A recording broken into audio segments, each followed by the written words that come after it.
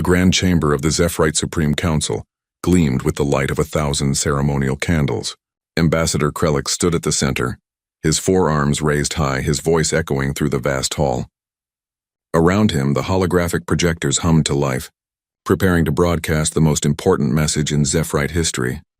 Today, Krelix began, his voice steady with practiced authority, we declare war upon the species known as humanity. The other council members nodded solemnly. They had debated this for months. The humans had crossed into Zephyrite territory. They had established colonies on worlds the Zephyrites had claimed 3,000 years ago.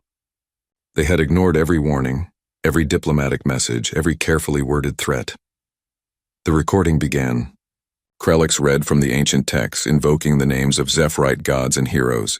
He listed humanity's crimes in the traditional manner, taking care to emphasize each violation of galactic law. The speech took 2 hours. It had been written by the finest poets and scholars in the Empire. Every word carried weight. Every phrase had been carefully chosen to strike fear into the hearts of their enemies. When the recording finished, they transmitted it across all known communication channels. 3,000 languages. Every human colony would receive it. Every human ship. Every human station. The message was clear and unmistakable. The Zephyrite Empire, oldest and most powerful civilization in the known galaxy, had declared war. Krelix felt satisfied. Soon the humans would respond.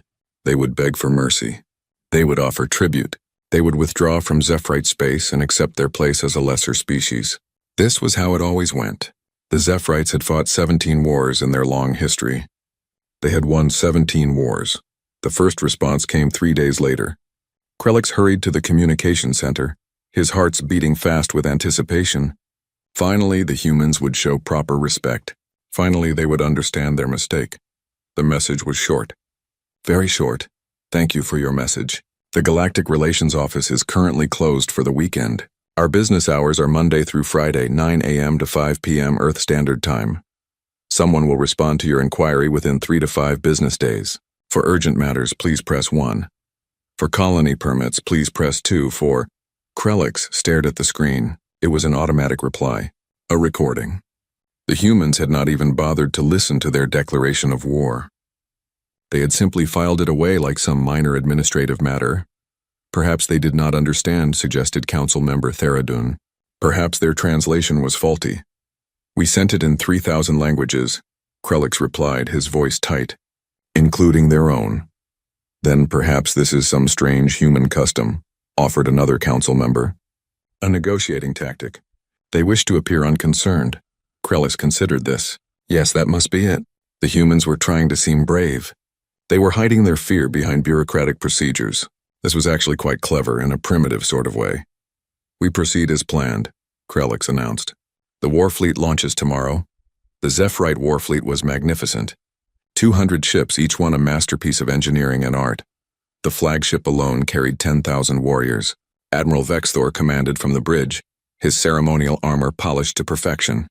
This would be glorious. This would be remembered for generations. As the fleet departed, another message arrived from humanity. Krelix opened it immediately, expecting surrender terms or at least some sign of panic.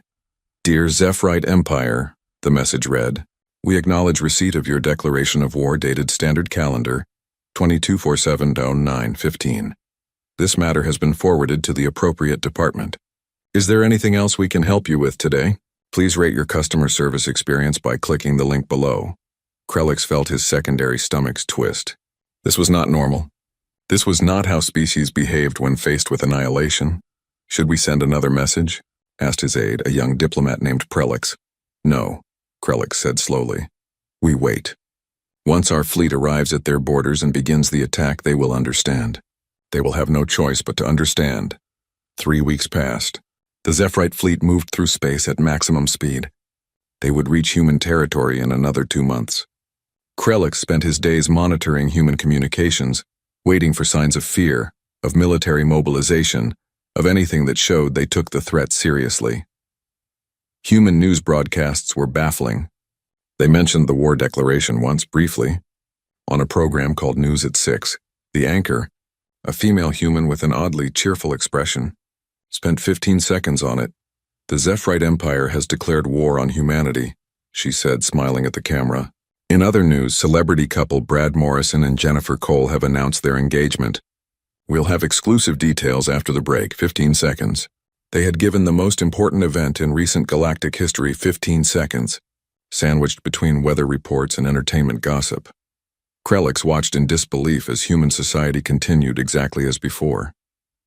Their ships moved along trade routes without any apparent concern. Their colonies continued construction projects. Their military forces remained scattered across their territory, conducting routine patrols. Perhaps they are in shock, suggested Theridon. Perhaps they cannot comprehend what is happening. But that did not explain the message that arrived 6 weeks after the declaration. It came from Earth's diplomatic office, just as promised. 3 to 5 business days, they had said. It had taken 6 weeks. Dear Ambassador Krelix, the message began. Thank you for your declaration of war. We have reviewed your concerns regarding territorial boundaries and unauthorized expansion. Please note that the sectors in question were classified as unclaimed under the Galactic Charter of 2145. However, we understand there may have been a miscommunication. Would you like to schedule a meeting to discuss this matter? Our next available appointment is in 8 months. Please let us know if this time works for you. 8 months. They wanted to schedule a diplomatic meeting in 8 months. While a war fleet was bearing down on their territory, Krelix began to feel something he had not felt in many years. Doubt. Not doubt about Zephyrite superiority. Not doubt about their military might, but doubt about whether the humans actually understood what was happening. Perhaps, Krelix said quietly, perhaps humans are simply very, very stupid. Krelix wanted to believe that. It would make sense. But something in the casual tone of their messages, in the complete lack of concern, suggested something else, something he could not quite identify. The war fleet continued its journey. Admiral Vexthor sent daily reports. Everything was proceeding perfectly. The warriors were ready. The weapons were primed. Soon they would engage the human forces and teach them the price of disrespecting the Zephyrite Empire. Krelix tried to feel confident. But late at night in his private chambers, he found himself watching human broadcasts again. Looking for something. Some sign that they understood. Some hint of fear. He found none. The humans went about their lives as if nothing was happening. As if the greatest military force in the galaxy was not heading toward them with the intent to conquer. It made no sense. It defied all logic, all military theory, all diplomatic precedent. And deep in his heart, Krelix began to wonder if perhaps the Zephyrites had made a terrible mistake. Captain Maria Santos checked her cargo manifest for the 3rd time that morning. 200 tons of mining equipment, 50 atmospheric processors, and one very expensive piece of surveying gear that someone had marked as fragile. She hated fragile cargo. It always meant extra paperwork if something broke. Her ship, the profitable Venture, was a standard human freighter. Nothing fancy. It had decent engines, adequate shields, and enough weapons to scare off pirates if they were having a bad day. Maria had been running cargo between colonies for 12 years now. It was boring work mostly. But it paid well enough, Captain. Her co-pilot Jake called from the bridge. Did you see the news thing? Which news thing? Maria was busy securing the atmospheric processors. They had a tendency to shift during jump if you did not strap them down properly. About the war. Maria paused. What war? Some alien empire declared war on us. The Zeph something. Zephrates, I think. Huh. Maria went back to checking the cargo straps. When did this happen? Like 6 weeks ago, apparently. 6 weeks? Maria laughed. And we're just hearing about it now? Jake shrugged, even though she could not see him from the cargo bay. I guess it wasn't important enough for the news feeds. I only saw it because my mom sent me an article. She thought it was interesting. Maria finished with the processors and headed back to the bridge. Jake had the article pulled up on the main screen. She read it quickly. Some empire spanning 47 star systems. Claims about territorial violations. Formal declaration of war with all the traditional ceremonies. Well, Maria said, settling into her captain's chair. That's weird. Should we be worried? Maria considered this. She pulled up a star map and located Zephyrite space. It was pretty far away. Their current route took them nowhere near it. Probably not. I mean, if it was serious, we'd have gotten a message from command, right? Change of routes, security alerts, something. Yeah, that makes sense. Jake looked relieved. So we just keep doing our normal run? Unless someone tells us different. Maria started the pre-flight sequence. They were scheduled to leave in 20 minutes. Besides, even if they did want to cause trouble, it would take them forever to get here. Space is big. Really big, Jake agreed, quoting from some old book they both remembered from school. The profitable venture departed on schedule. Maria had a delivery deadline to meet on New Coventry, one of the mining colonies on the frontier. The colony supervisor there was a stickler for punctuality. Late deliveries meant late fees, and late fees meant Maria's bonus got cut. 3 days into the journey, Maria got a message from her sister Rachel, who worked at a military listening post near Jupiter. "Hey sis," the message began. Rachel always looked tired in her videos. Night shifts did that to people. "Mom is freaking out about this war thing. Can you tell her it's nothing? She keeps calling me asking if I'm safe." Maria sent back a quick reply. "Tell Mom the war is like 3 months away from even getting close to human space. If that, the military probably forgot about it already. Love you." That was true enough. Maria had checked the official channels. There was a single notice about the Zephrite Declaration buried in the military briefings. Status acknowledged. Response pending diplomatic review. Threat level low. It was right there between a notice about updated uniform regulations and a reminder about the annual physical fitness tests. New Coventry appeared on their sensors exactly on schedule. The colony sat on a mineral-rich world that looked like a big brown rock from space. 3,000 miners lived there, pulling rare metals out of the ground and shipping them back to Earth. It was hard work, dangerous sometimes, but the pay was incredible. Maria brought the profitable venture into orbit and hailed the colony. "Profitable venture. This is New Coventry Control," a bored voice responded. "You're cleared for landing at Base 7. Try not to scratch the paint this time." "That was one time," Maria muttered. "And it was barely a scratch," Jake grinned. "It was a pretty big scratch, Captain." They landed smoothly. The mining equipment was unloaded by local workers who looked like they had just finished a long shift. Maria handed over the paperwork to the colony supervisor, a grumpy man named Peterson who inspected every item like he expected to find something wrong. "Heard about the war," Peterson said while checking the atmospheric processors. "Yeah?" Maria was only half listening. She was watching the workers unload the surveying equipment. "Fragile, remember? Bunch of nonsense if you ask me. These aliens think they can just roll in here and tell us what to do." Peterson snorted. "Let them try. We've got work to do." That seemed to be the general attitude. Maria talked to a few other people while waiting for her return cargo. Nobody seemed particularly concerned. A few people joked about it. One miner said he hoped the aliens would hurry up so they could get it over with before football season started. The return trip was uneventful. Maria delivered her cargo, filed her reports, and took a few days off. She spent most of that time sleeping and catching up on her favorite shows. About 2 months after the initial declaration, Maria noticed military ships moving around more than usual. Not a lot more, just enough to be noticeable. A few extra patrols, some supply runs to the outer colonies. "Is this because of the war thing?" Jake asked when they saw a cruiser pass by on their next run. "Maybe?" Maria checked the fleet movements on her authorized channels. She had low-level clearance from her time in the Navy. The military was doing something, but it did not look like much.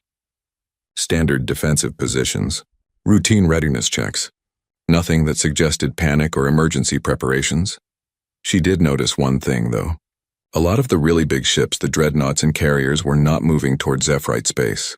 They were moving away from it, toward the far edge of human territory. Toward the galactic rim. That was odd. But Maria figured it was not her business. She hauled cargo. The Navy did Navy things. Everyone had their job. 3 months after the declaration, a message went out to all civilian ships. Maria read it while having breakfast. "Attention all vessels. Be advised that hostile forces may be present in sectors 447 through 451. Recommend alternate routes where possible. This is a low-priority advisory. Maintain standard protocols, sectors 447 through 451. That was near New Coventry. Maria checked her schedule. She had a delivery to New Coventry next week.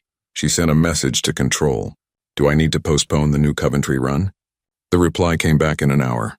"Negative. Proceed as scheduled. Local defenses are adequate. Local defenses." Maria knew what that meant. New Coventry had maybe 6 orbital platforms and a handful of patrol ships. Nothing special. She mentioned this to Jake. Should we be worried? He asked. Maria thought about it. The military said proceed as scheduled. They would not send civilians into actual danger, probably.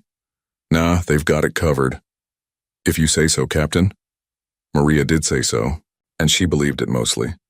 The thing was, if the military thought the Zephyrites were a real threat, there would be a lot more activity. Cancelled leave, emergency drills, fleet mobilizations, the whole 9 yards. Instead, everything felt normal, routine. Like the war was just another item on a very long list of things happening in a very big galaxy. The profitable venture headed toward New Coventry right on schedule. Maria had equipment to deliver and a bonus to earn. War or no war, bills did not pay themselves. Somewhere out in the dark, the Zephyrite fleet was getting closer. But space was big, really big, and Maria Santos had cargo to haul. Commander Jothic stood on the bridge of the Zephyrite flagship Glory of Ages and watched the human colony grow larger on the view screen. New Coventry, they called it, a mining world according to their intelligence. Population around 50,000. Minimal defenses. This would be their first conquest, the beginning of the campaign. Soon the humans would understand what it meant to face the Zephyrite Empire. All ships, battle formation, Admiral Vexthor commanded. His voice rang with confidence. 200 ships moved into position with practiced precision. It was beautiful, terrifying, overwhelming. Commander, the sensor officer reported.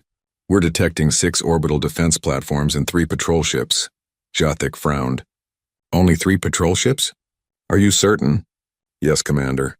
They appear to be standard patrol craft, nothing larger. This was suspicious. Where was the main defense fleet? Where were the reinforcements? The humans must have known they were coming. They'd had months to prepare. Perhaps they fled, suggested the sensor officer. Or perhaps it's a trap, Jothic countered. He'd studied human tactics during the journey. They were an unpredictable species, aggressive, reckless. They might have hidden their forces somehow. Begin scanning for cloaked vessels, Admiral Vexthor ordered. And someone hail those patrol ships. Give them a chance to surrender before we destroy them. The communications officer opened a channel. Attention, human vessels. This is the Zephyrite Imperial Fleet. You are ordered to surrender immediately or face destruction. The reply came quickly, too quickly. The humans did not sound afraid at all. Yeah, we got your message. Hold on a second. There was a pause. Jothic could hear voices in the background talking casually. Hey Marcus, what's the protocol for this? Is it Form 27B or 28B? How should I know? Check the manual. The manual is like 3,000 pages long, man. Just tell them we're not surrendering. That seems pretty standard. The human came back on the channel. Sorry about that. We're not surrendering. Also, you're in violation of colonial airspace regulations. You need to file for proper clearance before entering orbit. Jothic stared at the communications officer. The communications officer stared back, equally confused. Did they just cite airspace regulations? Jothic asked. I believe so, Commander. Admiral Vexthor's expression hardened. Destroy them. The Zephyrite fleet opened fire. Energy beams lanced through space, bright and deadly. The first orbital platform exploded in a satisfying burst of debris, then the second. The third took a few more hits but eventually succumbed. The human patrol ships dodged and weaved, surprisingly nimble. They returned fire with their own weapons. Not particularly powerful weapons, but accurate. One of the Zephyrite cruisers took damage to its port shields. All ships concentrate fire on the patrol vessels, Vexthor commanded. 3 Zephyrite cruisers surrounded 1 human patrol ship. It was a small vessel, maybe a 10th their size. It fired at them continuously, hitting with annoying precision, but its weapons could not penetrate their shields. They fight well for primitives, Jothic admitted. Then something strange happened. The human ship broadcast a message. Oh, come on. I'm missing the game for this. The game? What game? Another human voice responded. Stop complaining and focus. We need to hold them off until the civilians evacuate. The game is tied. It's the championship? Do you know how long I've waited? The transmission cut off as another Zephyrite cruiser joined the attack. The human ship's shields finally failed. It tried to retreat, limping away, trailing sparks, but a final barrage caught it amidships. The vessel went dark and began to drift. 2 patrol ships down. 1 remaining. It was fighting 3 Zephrite cruisers at once, somehow managing to avoid most of their fire. How was it doing that? Jathic wondered aloud. The human ship's pilot was incredibly skilled, dancing between energy beams that should have obliterated it. Probably lucky, the weapons officer suggested, but it was not luck. Jathic could tell. The human pilot knew exactly what they were doing. Every move was calculated precise. They were not trying to win. They were trying to survive. To delay, but delay what? The colony was defenseless. The platforms were destroyed.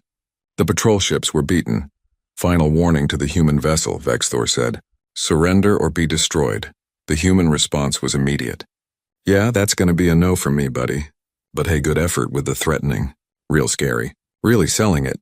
Jathic felt his neck ridges flush with anger. These humans had no respect. No dignity. They mocked them even in defeat.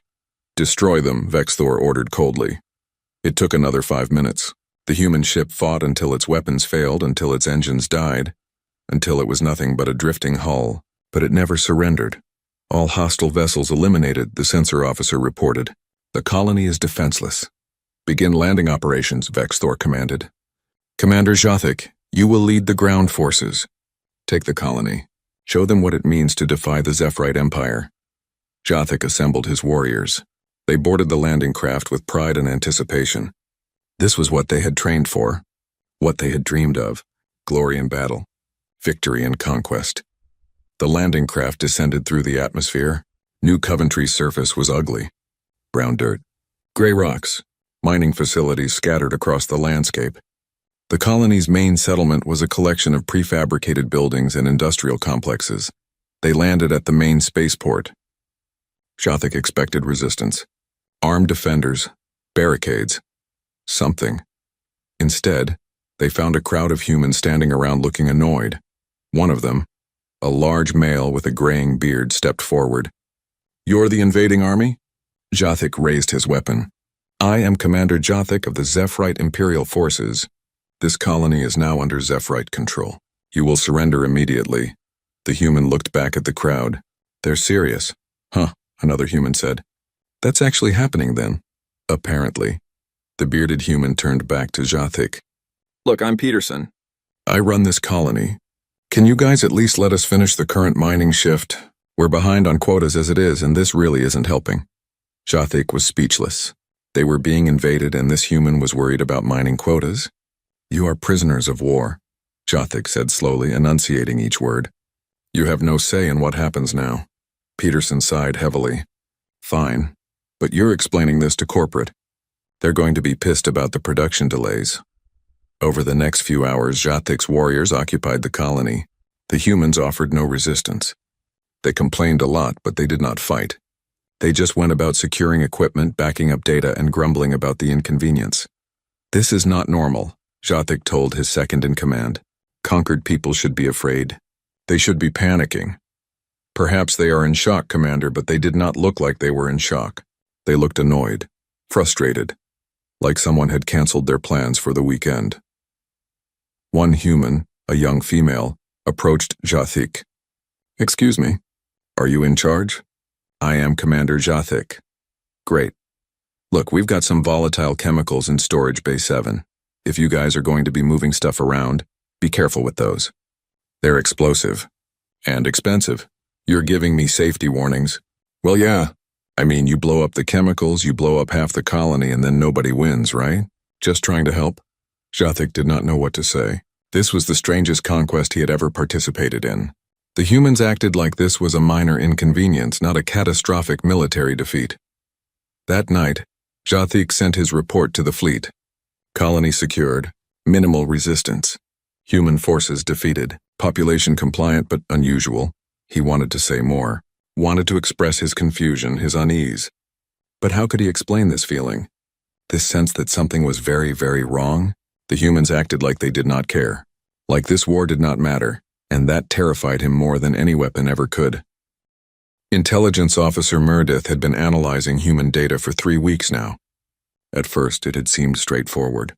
Learn about human military capabilities, find their weaknesses, standard intelligence work, but nothing about humans was standard. She sat in her office aboard the Glory of Ages, surrounded by holographic displays showing human communications, ship movements, and historical records. The more she learned, the less she understood. "Commander Jathik," she called through the communication system. "I need to show you something." Jathik arrived quickly. Since the occupation of New Coventry, he had been eager for any information that might explain human behavior. "What have you found?" Meredith pulled up a star map. "I've been tracking human military movements over the past 6 months. Before our declaration of war, during and after. And they barely changed." She highlighted several regions. Some minor repositioning, a few extra patrols near our expected route, but nothing significant. No mobilization, no recall of forces, no emergency preparations. "Perhaps they are incompetent," Jathik suggested. "That's what I thought at first." Meredith pulled up another display. "But look at this. Human ship designs. Every single one of their vessels, even civilian freighters, has military-grade shields and weapons. Their colony structures are reinforced to withstand orbital bombardment. Their mining equipment can be converted to weapons manufacturing in days." Jathik studied the data. "They prepare their entire society for war. It's more than that." Meredith's hands trembled slightly as she pulled up more files. "I started digging into their history, their recent history, the things they've been fighting." She displayed an incident report from 5 years ago. "The Void Swarm, ever heard of it?" Jathik shook his head. "Neither had I. It came from beyond the galactic rim, millions of creatures that could survive in hard vacuum. They consumed everything organic. 3 human colonies were attacked." Meredith paused. "The humans fought them off. Lost 50,000 people, but they won. And we never heard about it because they classified the entire incident." "That's impressive, but that's not even the concerning part." Meredith pulled up another file. 2 years ago, something happened to the Prometheus colony. Population 200,000. The colony went silent for 3 days. When human military forces arrived, everyone was alive but changed somehow. The reports are heavily redacted, but what I could find..." She trailed off. "What? The humans sterilized the entire planet from orbit. Killed all 200,000 of their own people. Then they established a permanent quarantine zone around it. Anyone who goes near that planet without authorization gets destroyed on sight, no questions asked." Jathik felt cold. They killed their own colony to stop whatever was there from spreading. Meredith pulled up more files. "There's more.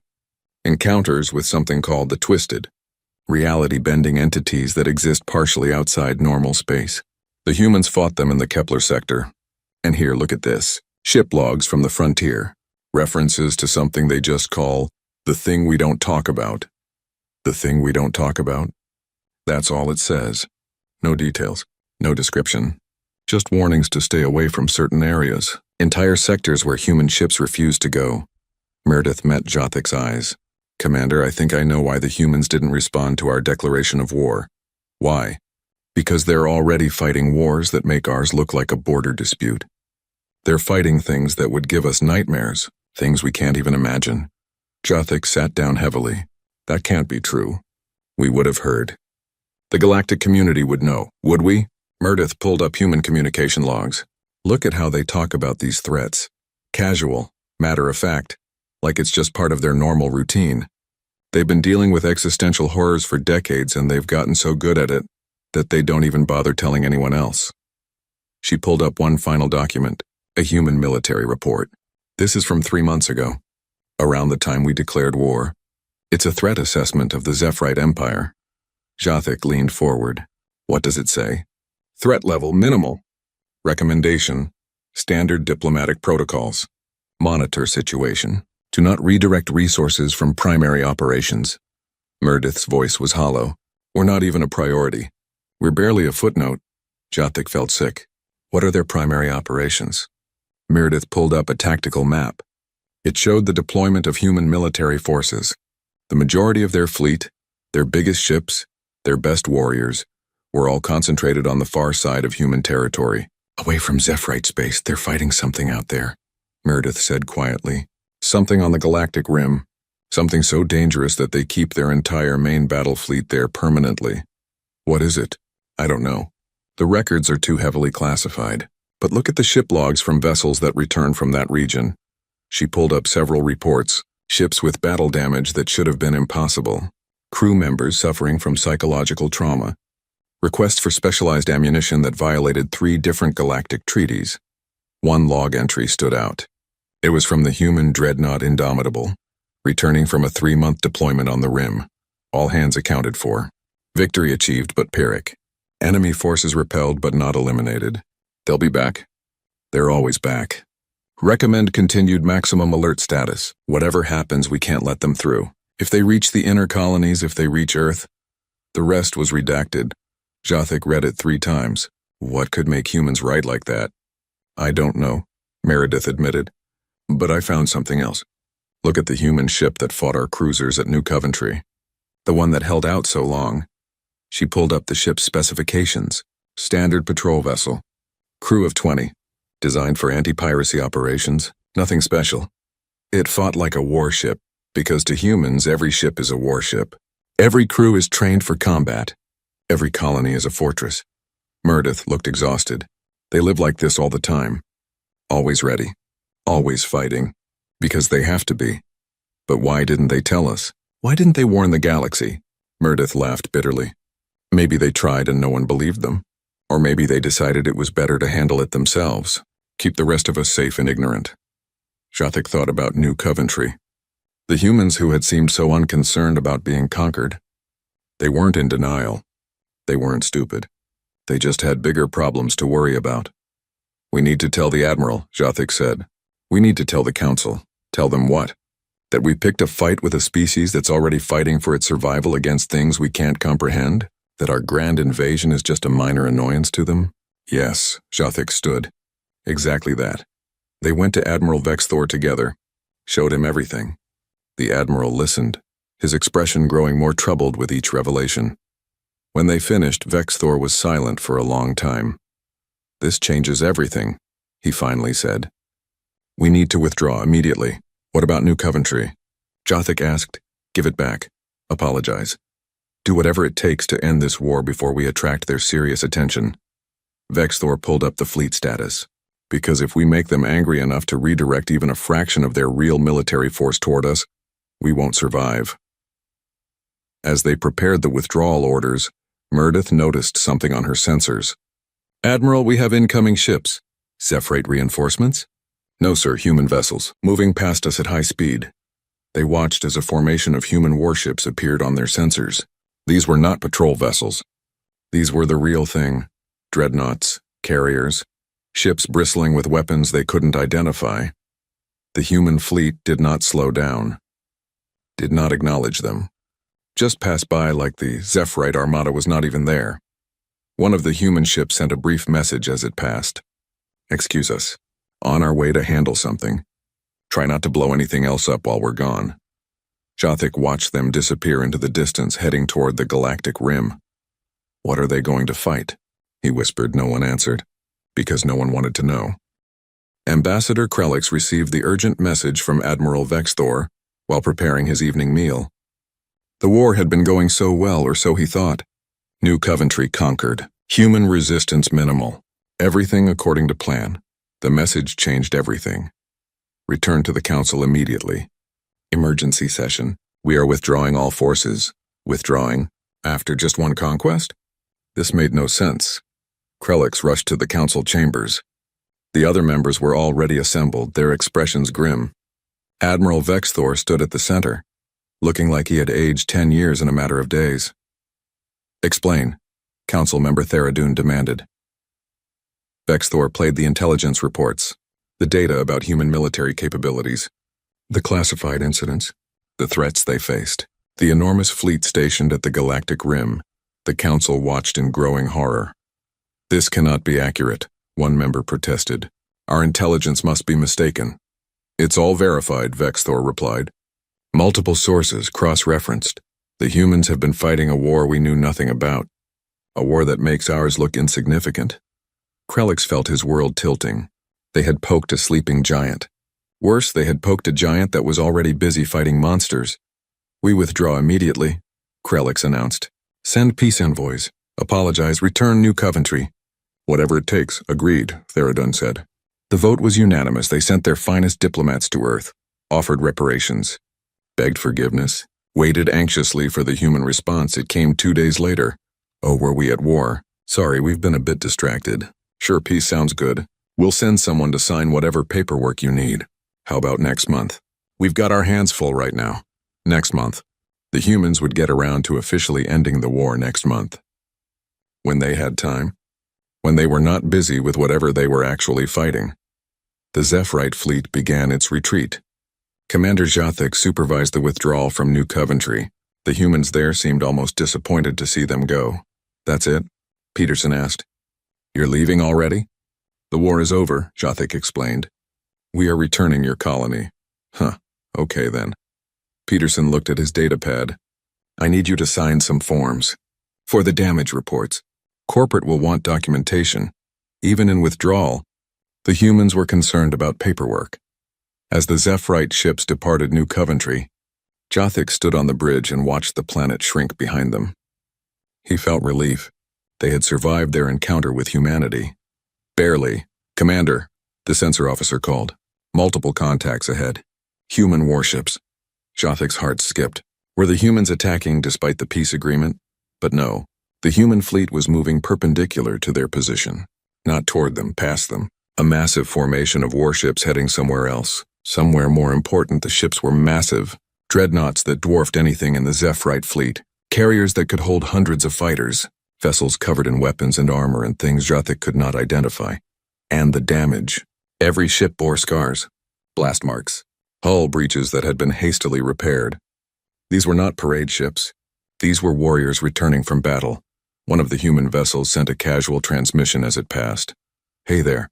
Nice ships you've got. Very shiny. We'd chat, but we're on a schedule.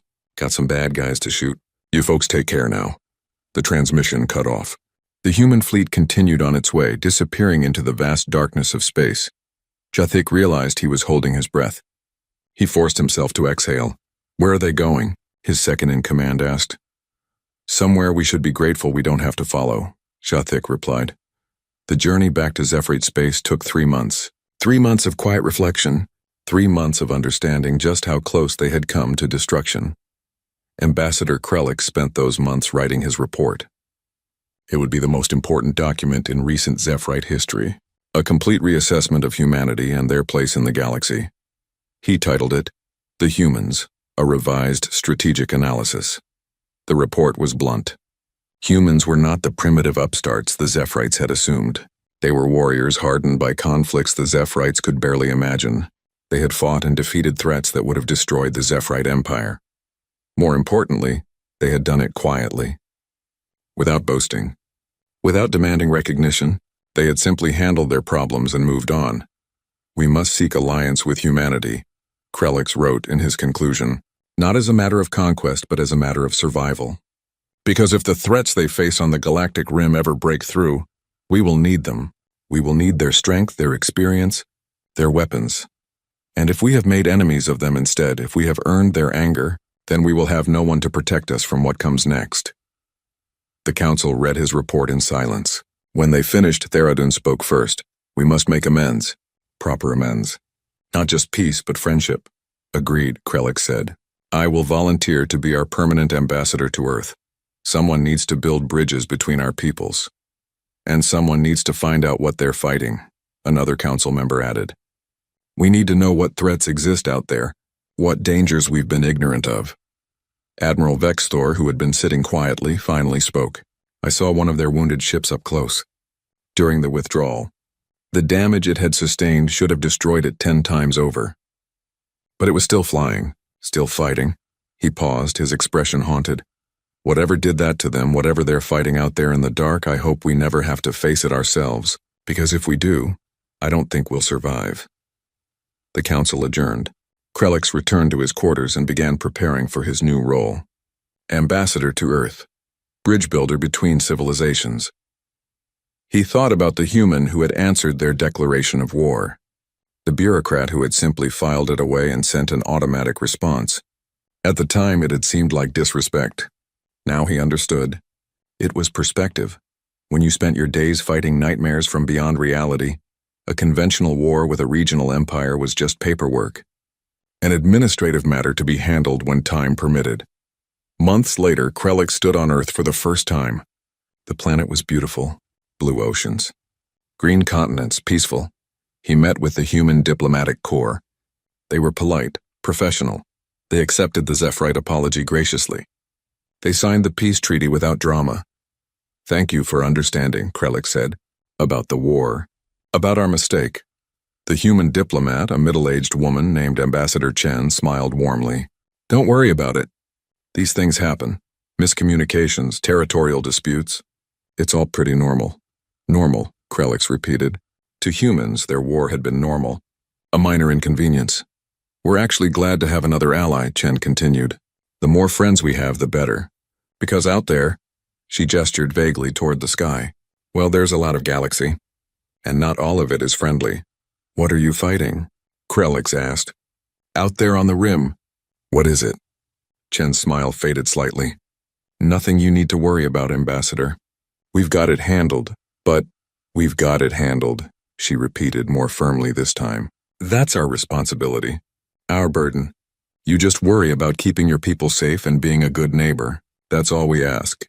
Krellick wanted to press further, wanted to know, but he saw the look in her eyes, the weight of terrible knowledge, the burden of secrets that could not be shared. So he simply nodded. Later, standing on Earth's surface looking up at the stars, Krellick thought about humanity, about their casual strength, their quiet courage, the way they faced horrors beyond comprehension and simply called it handled. Somewhere out there, beyond human space, beyond the rim, something terrible waited, something that required humanity's full attention, something that made a war with the Zephyrite Empire barely worth noticing. And humanity stood between that darkness and the rest of the galaxy. Krellick offered a quiet prayer to the Zephyrite gods, not for his own people. They would be fine. Humanity would keep them safe whether they knew it or not. No, he prayed for the humans, for the warriors fighting in the dark, for the defenders holding the line, for the species that had declared themselves the galaxy's silent guardians, because everyone needed someone to watch over them. Even humanity, especially humanity.